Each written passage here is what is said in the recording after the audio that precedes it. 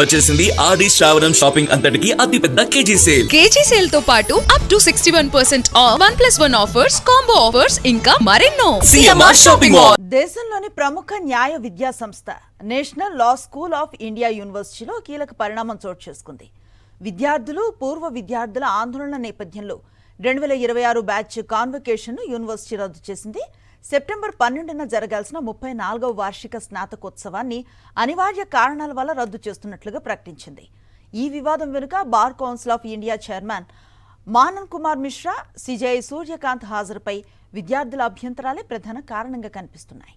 బెంగళూరులోని national law school of India యూనివర్సిటీలో convocation వివాదం ముదిరింది.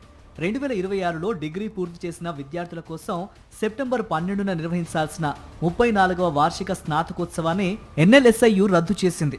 ఆగస్టు 27న జారీ చేసిన నోటీసులో అనివార్య పరిస్థితుల కారణంగా కార్యక్రమాన్ని రద్దు చేస్తున్నట్టు యూనివర్సిటీ తెలిపింది.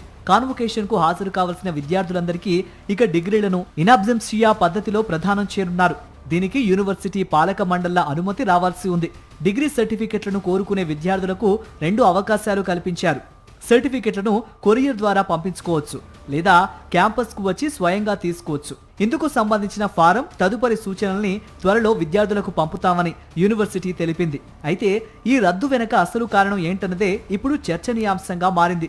కాన్వకేషన్ కు bar council of India chairman Manan Kumar Mishra, భారత ప్రధాన న్యాయమూర్తి సూర్యకాంత్ హాజరు కావడంపై ఎన్ఎల్ఎస్ఐయు విద్యార్థులు, పూర్వ విద్యార్థుల్లో తీవ్ర వ్యతిరేకత వ్యక్తమైంది. ఇదే తరహా వివాదం ఇటీవల మరో నేషనల్ లా యూనివర్సిటీ అయిన నల్సార్ యూనివర్సిటీ ఆఫ్ లాలోను ప్రకంపనలు సృష్టించింది.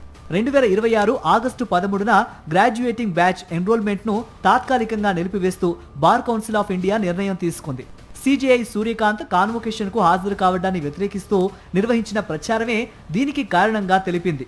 అయితే బీసీఐ ఆ నిర్ణయాన్ని కొన్ని గంటల్లోనే వెనక్కి తీసుకుంది. బీసీఐ చర్యలపై ఎన్ఎల్ఎస్ఐయు విద్యార్థులు, పూర్వ విద్యార్థులు తీవ్రంగా స్పందించారు.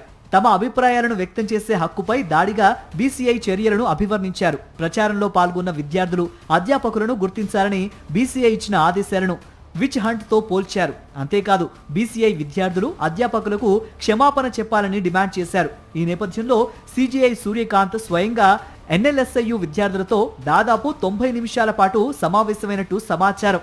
విద్యార్థుల అభ్యంతరాలు, ఆందోళనలకు గల కారణాలను ఆయన తెలుసుకున్నట్టు తెలుస్తోంది. కాన్వకేషన్ కు మానన్ కుమార్ మిశ్రా, సిజేఐ సూర్యకాంత్ హాజరుపై అభ్యంతరం వ్యక్తం చేస్తూ 700 మందికి పైగా విద్యార్థులు, పూర్వ విద్యార్థులు ప్రకటనపై సంతకాలు చేశారు.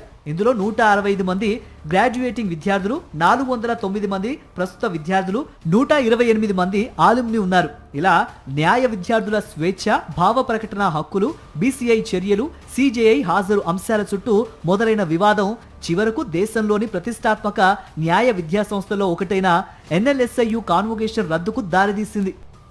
సెప్టెంబర్ 12న జరగాల్సిన స్నాతకోత్సవం రద్దయినా 2026 బ్యాచ్ విద్యార్థులకు డిగ్రీలు అందించడంలో మాత్రం ఇబ్బంది ఉండదని ఎన్ఎల్ఎస్ఐయు స్పష్టం చేసింది. అయితే సిజేఐ, బీసీఐ చైర్మన్ హాజరు చుట్టూ మొదలైన వివాదం న్యాయ విద్యా సంస్థల్లో స్వేచ్ఛ, విభేదించే హక్కు, సంస్థాగత అధికారాలపై కొత్త చర్చకు తెరలేపింది.